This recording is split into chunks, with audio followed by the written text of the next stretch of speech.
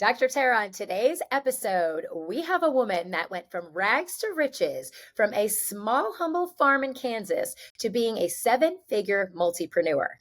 And if you think you can't do the same, guess again. Today you will learn how to step into your dream life in only 3 steps.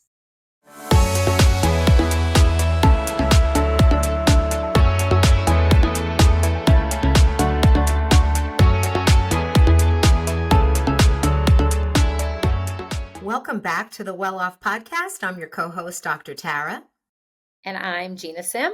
I'm always striving to be the best version of myself, and that's what I help my clients to do. And I try to surround myself with people who do the same thing. And today's guest is no exception to that rule. Gina, you know today's guest. I do. And she's amazing, but I don't think you know how amazing. And so before I introduce her. Tell me, Tara. I know. I'm going to tell you how amazing. So today's guest, who I'm going to introduce in a second, is someone that I met because we were neighbors in the same office building. And when I met this guest, she was young. She just moved to New Jersey from Kansas. Country girl, just became a chiropractor, just bought her first little tiny office. And before my eyes, over a short amount of time, she grew as an entrepreneur, blowing up her business, opening up multiple locations, becoming a real estate investor, marrying the most dreamy, beautiful man you've ever seen, then upgrading to her dream home, having the most beautiful child you've ever seen, and now is a multipreneur, 7-figure earner. So I have to introduce you listeners to this amazing woman. Dr. Stephanie Wigner is here today with us. Not only is she a chiropractor and a healthcare practitioner, she's a business mentor, a public speaker who is so motivational, and the host of the Wealthy Practitioner podcast. But most importantly, she's someone I love and adore and call a friend. Welcome, Dr. Stephanie. Thank you so much. I think that is the best podcast intro I have ever had. I literally was going to say that is our best podcast intro. I was like, holy crap. Dun, dun, dun. I think we need to have like Superwoman music in the back. I'm so excited for this episode. Let's go. I'm so excited to be here. I'm so excited to be here. Well, we can't hear all about it. So I don't know if you want to tag on to that and, let our listeners know a little bit more about you before we get into some good questions. Yeah, so I opened a practice right across the hall from you, and I was so young and giddy and bright-eyed and bushy-tailed, and you came just like floating into my office, and you were like, the energy has changed in this building. Who are you? And I was She's like, an energy reader. And I was like, oh, hi. And we were like instantaneous friends, and I call you my fairy godmother because you were the first person I met in New Jersey that really is woo-woo is me, and just was like, hey, there's an energy, and committed to the self-development journey and committed to improving yourself. And I was like, okay, you know what? I might not know anybody in New Jersey, but the couple of people I have met, this is going to be amazing. And from that point forward, really went on to build multiple businesses, kind of tooth and nail, figuring it out, just trying new things, seeing what works, what doesn't work. And we have grown to 5 locations since then. My husband is also a chiropractor. And so we own 5 locations on the East Coast. I do call him my snack daddy because, as you said, he is delicious. Daddy. Wow, I love that term. Snack daddy. He is man candy, eye candy. And I say that, he could probably be my son, but I adore him. He's precious. We have to show a picture of him. But, we've built this beautiful life together of entrepreneurship and like raising our son together and traveling the world. And we have reached a point to where recently, in the last 12 to 18 months, I would say, is we kind of reached this point of like, this is good. Life is so beyond beautiful and abundant than anything we could have dreamed about. And we could stay here forever. And also that little voice inside of us was just starting to whisper, but like, what if you're made for more? What if you can just go a little bit further and try a few more new things and see how good it can really get? And I feel like if there is one theme to my life, it is that. It is like, but could we just see? Could we just be open that like there's more magic that could come in, that there could be more abundance that could come in, more opportunities, more beautiful things. And I think that's how we've gotten to where we are, is because we haven't just stopped and been like, this is great. And, I always love to mention we operate from so much gratitude. Every day I wake up, I thank God. I'm like, this is so beautiful. Thank you for the impact and the influence. And also please use me to my highest good. And I just have had that feeling inside of like, we're not done yet. Like, let's keep going. I think we just found the title of the episode. What if you're made for more? Write that down. What if you're made for more? So true. And I love that. And something I admire so much about Stephanie is that you remain so humble and grounded in that space of gratitude, which I feel is part of the main ingredients for the recipe for success, right? Yes. Dream big, work hard, stay humble. That was my son's wrestling mantra, but it's true. And it's such a good mantra for life. And I feel like that really embodies what you've done. Yes. Yeah. Thank you. Yeah. I think that's like so important too. I never want to forget my humble beginnings either. Like I was raised in the Midwest, as you mentioned, by a single mom until she remarried. And it was very work hard for everything that you want and always do your best and put on a happy face, but the reality is the life that I'm creating for my son is very different than the one that I was raised in. And I feel very grateful for that. Yeah. Yes. So I want to kind of go back to the whole evolution thing. So you and I met, I think it was 2019. So it was a while ago when I had my old podcast, and you came on as a chiropractor and you did chiropractic care on babies, and, you were doing all these kind of things. And then, when Tara and I connected, she was like, Stephanie's doing all this other crazy stuff. So tell us about how you were the chiropractor and you evolved into what you are now. Yeah. So I always say my first love is chiropractic. I met my husband at chiropractic school. It's such a core component of my life. It led me to like this crazy healthy lifestyle. I love it. Right. But once I decided that I was ready to grow a family, I didn't really want to be working 10-hour days inside of a brick and mortar. And so I was like, okay, I still love this. What else can I do in addition to this? And I always had this desire to want to grow something online, but I didn't really know what. And so again, I just kind of started trying new things. Like, let me test this out, see what it's about, and just see how far I can go with it. And so in 2022, my son was about a year old and we were in Hawaii for my birthday. And I just released like this little coaching bundle online. And I was like, okay, it's a birthday bundle. It's $49. I'm going to talk about manifesting, vision planning, all of the things that I've been doing to really build up my practice in my life. And I'm just going to teach others about it. And I remember sitting in Hawaii and like the stripe just kept dinging on my phone, and it was my birthday. And I was like, I just made $2,000 in 24 hours, not attached to my time. I was like, life will never be the same after this. Like, how could it be the same after this? Now that I know this, how could it possibly be the same? And so from that point forward, I got really serious about building my own coaching brand. I had been helping friends and colleagues with their practices because they saw what we were doing and they were like, okay, you're onto something. What's the formula?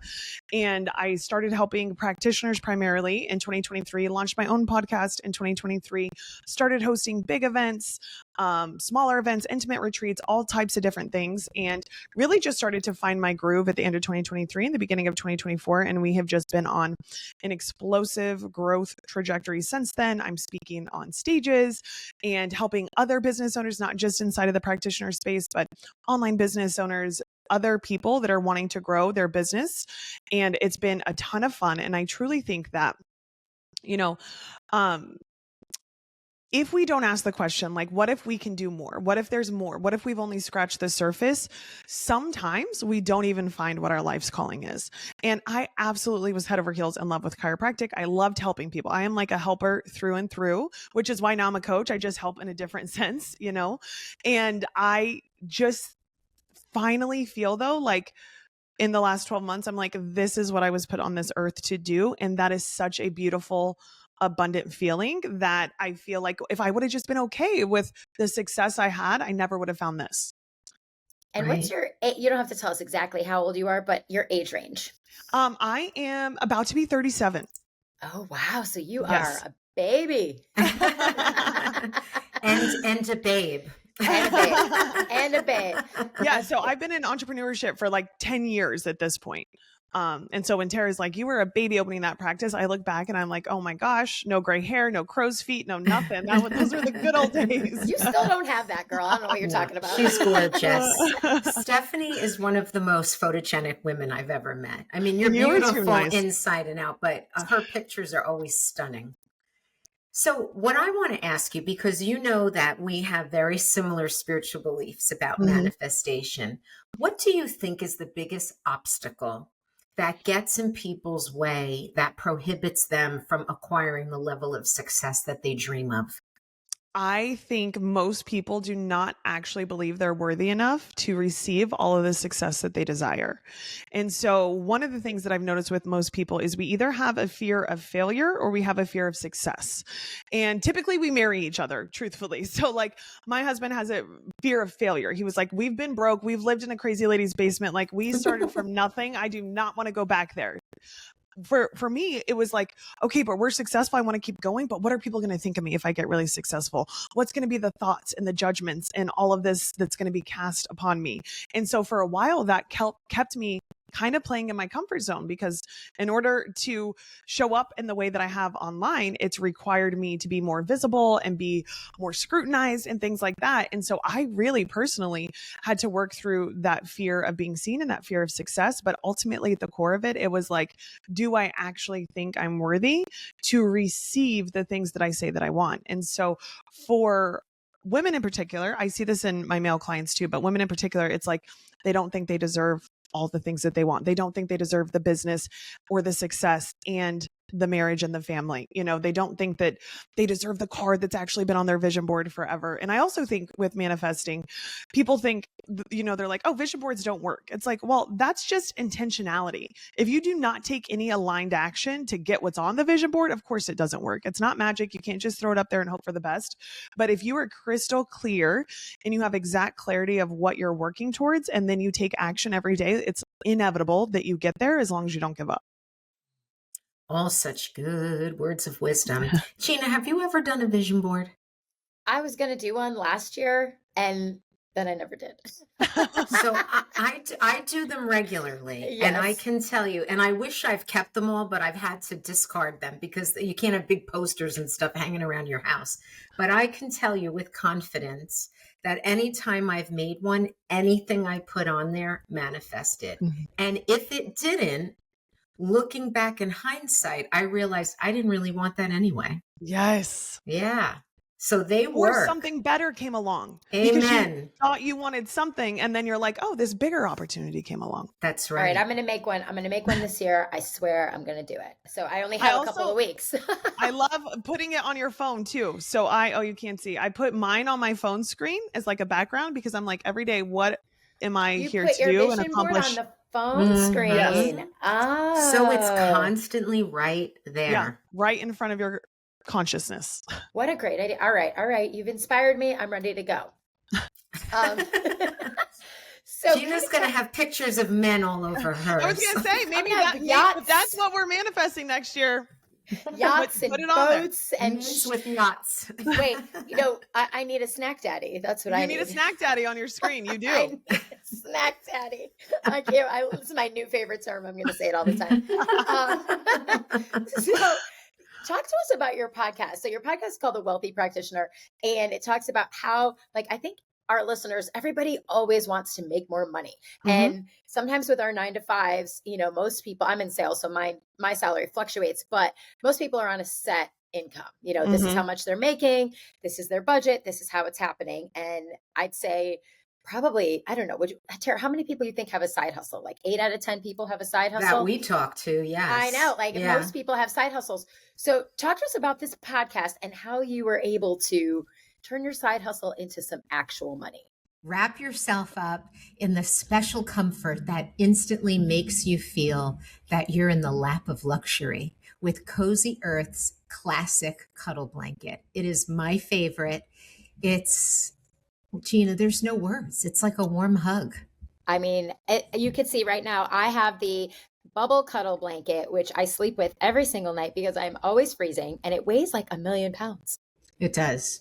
The classic cuddle blanket is like, it almost feels like a weighted blanket, and I feel less anxious. I sleep better. It's just unbelievable. I know it's equal parts indulging and inviting. And, with February being the month of love, we have to show ourselves a little love by cuddling up with our big blankets. That's right. And if you use the code Cozy Welloff, you get to treat yourself for 20% off.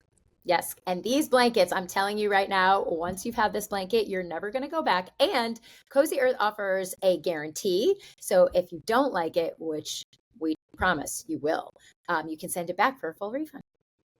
So go to cozyearth.com, use your code CozyWelloff, and make your home the ultimate sanctuary. Yeah. So to your point, I think a couple of things. When you are in that W-2 position, it's just easy if you can find a position that's going to pay you based on performance and not just have this cap. I always encourage people, W-2 provides so much stability. It is such a gift. But also, if you are a go-getter, a driven person, having a job that allows you to continue to grow in the company is so helpful so that all of your effort is rewarded. For most people, even if they have that, they're like, let me build this other thing, not only just for the money sometimes, but because they're multi-passionate. They're like, this job provides, joy in this sense. And I want to do this other thing because it provides a diversification of income as well as more joy and lets me tap into other creative outlets that I want to do. I think that, the podcast itself was an opportunity for me to get my voice in front of more people. And it's been a great acquisition tool for finding clients. And so when I first got to building the side hustle, it was like, let me just help a few clients one-to-one. But I quickly got back into the model of selling my time for money. And I had already done that in the brick and mortar. And so it was like, whether it was with patient care one-to-one, when I moved into coaching, it was one-to-one, and that just is capped as well.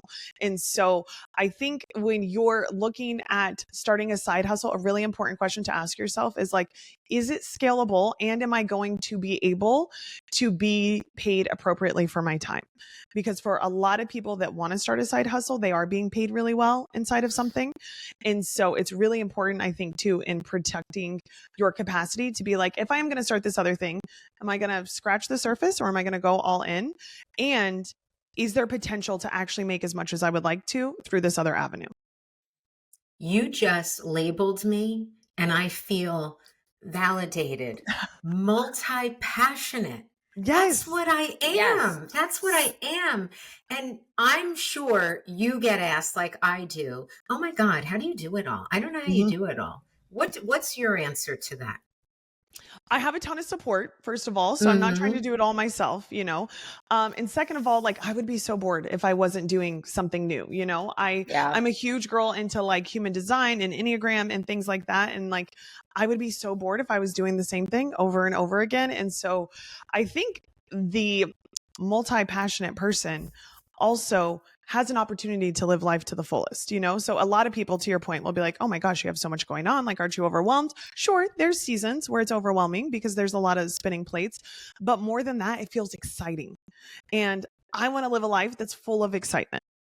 Yeah. Amen. Don't we all? Yeah. I'm kind of with you. Like, obviously Tara is super busy and I am super busy as well. Like my days, I don't get home until 8:30 at night from 5:30 in the morning, doing all the things. And it's just, kind of like action packed, but also plan time to make sure that you have off days and rest days, because you'll experience burnout, obviously, which I'm sure you experience too. And it's interesting point that you make in trying to understand why people do what they do. Like my friends look at me and they're like, your life sounds exhausting. I could never do all the things in one day that you do. And then I look at them and I'm like, well, you ran the Grand Canyon rim to rim to rim. You ran 100 miles in 24 hours. And she was like comparing the two. And it's just very interesting to see how one person does it versus another and really tries to, kind of get all of their passions in with multi-passionate, because we're all multi-passionate, I feel like. Yeah, for sure. So I always tell people that when they say, oh my God, you're so busy, you do so much. I always say it's because I want to. and I love what I do. But my other tagline, I try to come up with witty answers, but sometimes I have my standards. I'll also say I work hard, but I also play hard, which is true. And I know you do too. So can you talk to our listeners about the importance? Are you calling her a party animal? No, girl, she's in the Amalfi Coast. I mean, this girl, so that's what I'm talking I'm a about. jet setter. Yeah, I'm thinking clubbing. No, she's in the club partying. No. And that's not what I do either. Me either. Yeah.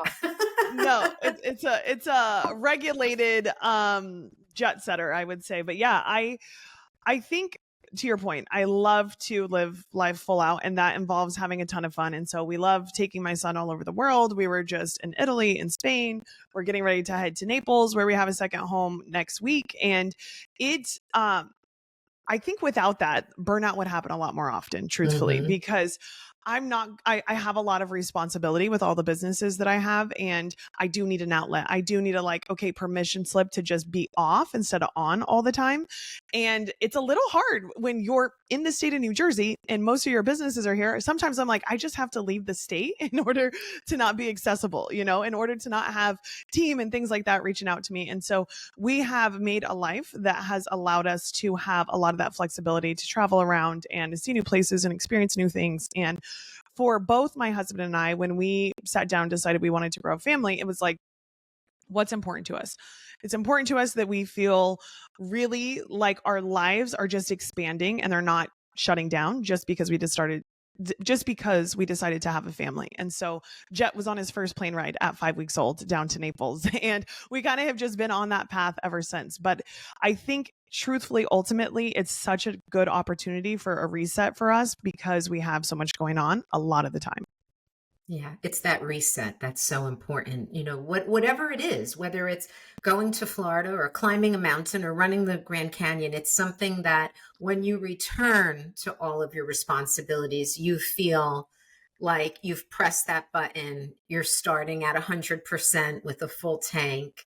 And that's something, for people that are listening in more corporate jobs, when my VPs or anybody on my staff goes on vacation and they're emailing, I will say to them, I'm going to call IT and have it disconnected. You have to be away. Absolutely. You're not going to come back to me, to us 100% if you're working while you're on vacation. It's like, you can't do both. It's not good for the soul. 100%. No. So we attract an audience, I think, that are very like-minded like us. We're all striving to live our top shelf life, whatever that means for them. And you said that lack of self-worth can sometimes be an impediment. So for the people that are listening, if they said, oh, I wish Dr. Stephanie could give me 3 tips that I could take and apply them today to start working towards my dream life, what would you tell them? I would say if I challenged you to show up and be 10% more visible, whatever that is, within your job, online, within your community, whatever that looks like, what's the first thought that comes up? If I challenged you to go and ask for a 10% raise, or if you're in charge of your prices, increase them 10%, what comes up? If I challenged you to become 10% smarter and learn a new skill set and figure out how to do something you've never done before, what comes up for you? For a lot of people, it's going to be, oh, I can't, or that feels uncomfortable. And then it's dissecting back all the layers as to why that is. If I'm telling you to raise your prices or ask for a raise, but you don't feel confident to do that, why is that? If it's truly like you have the skill set to do it and you're providing amazing value, why is it? And I think often we need people in our life around us also to help us see our gifts and our talents and all of that. If we don't have that, it's really easy to just maintain what we've always done. And so that's why, I like to surround myself, like we were saying at the beginning of the podcast, around people who are doing really big things, because it challenges me to ask myself, where am I playing small? What else can I be doing? So if I challenge you to be 10% more visible, whether that's online, inside of your job, inside of your community, or if I challenge you to be 10% more vulnerable or authentic and share what's on your heart, increase your fees 10%, go and ask for a 10% raise, learn a new skill set, get smarter, improve something by 10%. For most people, it'd be really uncomfortable to be able to do that. They would come up with all the reasons as to why they can't. And so when you're challenged to expand and become better, if you don't feel like you can, usually there's a self-worth issue. And so really it's about peeling back all of those layers to feel like, why don't you think you can do that? Why don't you feel capable? And when we get to it, it's really too, what I'll tell to people is like, when's the first time that you felt like you weren't good enough or you weren't worthy enough? And for some people, they're like, oh, I don't know. Like, I never felt that, because they haven't sat and actually thought about that. But for some other people, they're like, one time in 4th grade, I was not chosen for the kickball team. And it's like the littlest things that have happened throughout our life have compounded over time to get us to convince ourselves of what our worth is, right? All of these stories that we've stacked, good and bad. It's not all bad stories. There's people who've come and praised you and been like, Dr. Tara, you're amazing. Gina, you have a great podcast. And we love that praise.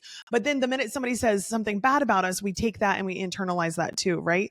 And so for most people, I just encourage them to listen to the story playing in their head about what they deserve and really start to dissect it from there.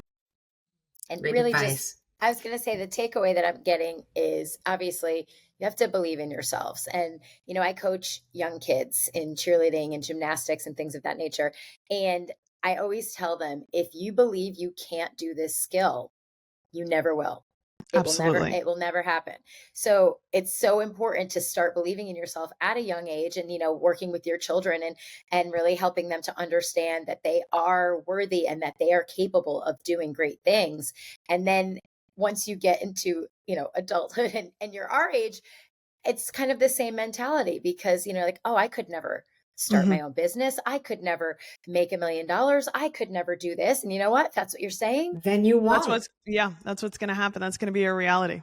Yeah, so true. Oh, God, such good advice. I know. I love that. So what's next for you? I mean, because you have this inner agitation, which I subscribe to too, that it's like you're constantly thinking, what's next? How much bigger can this get? So what's next for you? I really have been saying for the last couple of years that I want to write a book, and other things have always prioritized, but I think 2026 is going to be the year it happens, where I write my first book. I've had it on my heart for a while, and now it kind of feels like the family's in a good place. The businesses are in a good place. We have amazing teams in place. And it's just, I feel like I'll have more space to sit down and just give it what I got. What is it going to be about? I think it's going to encompass this evolution that we're talking about and like what that has looked like, what I've had to overcome to get here. And I also think it's going to be about this concept of self-worth, because that's really where most of the evolution has came from. That person that Tara met 10 years ago that was like scared to charge $100 for an exam inside of a practitioner's office. It's like, what is completely different than somebody who's getting paid $10,000 a month for a phone call. And so that never would have happened had I not back up. Back it up, girlfriend. Did you just say you get paid $10,000 for one phone call? 2 phone calls. So my one-to-one. I'm sorry. My one-to-one clients pay $10,000 a month. Yes. And so like that is a completely different version of myself than somebody who was scared to charge $100 for a new patient exam, and there's been a lot of inner work that has went into that. So I feel like I want to birth that through a book. Mm-hmm. Everyone has a book in them. Yes. Mine's halfway on paper. I need to finish that. Yeah. But wait, just to put it out there, if anyone wants to call me for $10,000. You'll do it for less than that. I'll do it for like $200. You want to call me for $200? No. Stop diminishing your worth. Yes, I know, you're right. You're right. Those prices, Gina. 500, everybody. Listen, but no one will pay it if they're not getting the value or seeing the return. Right. So, Stephanie has credibility because everything she's mentoring her clients to do, she's done it and has proven success to show for it. And that's a lot different than I think, people that hang a shingle and say, I'm a life coach because they did like a 20-hour certificate program. Yeah. Or they're all of a sudden a nutritionist and they're you're unhealthy and your life's in shambles. Like, yeah. Stephanie walks the walk and talks the talk. You absolutely do. And speaking of walking the walk and talking the talk, so one thing that we ask all of our guests on this podcast is, what does well off mean to you? Well off to me means living a really regulated life, meaning like a holistic life in harmony, not balance, because I don't have a lot of balance. Some weeks are crazier than others, but well off to me really means the same thing as wealthy. Like my relationships are full of love and abundance. My life is prospering financially. I'm doing things with really cool people that I love to spend time with. We're having elevating conversations, and it's all of that working together simultaneously. I feel good. I'm well off. My body's well taken care of. All of that together is really what I think most of us aim to do. And that's what it means to me. I love that. Me too. I'm so energized. Health is wealth and all the things. Absolutely. So Stephanie, how can our listeners find you, your podcast, your services? Your $1 million. I am most present on Instagram. So you can find me at Dr. Stephanie Wigner. That's where I hang out the most. And the podcast is called The Wealthy Practitioner. And we release an episode every Tuesday. Excellent. We are very excited. I know. I love seeing your face. I love seeing yours. We're like lucky if we can get together once a year between our schedules. So this is such a treat. Yes. Amazing. Thank you so much for having me. Thank you for sharing all your stuff. Thank you. Mwah.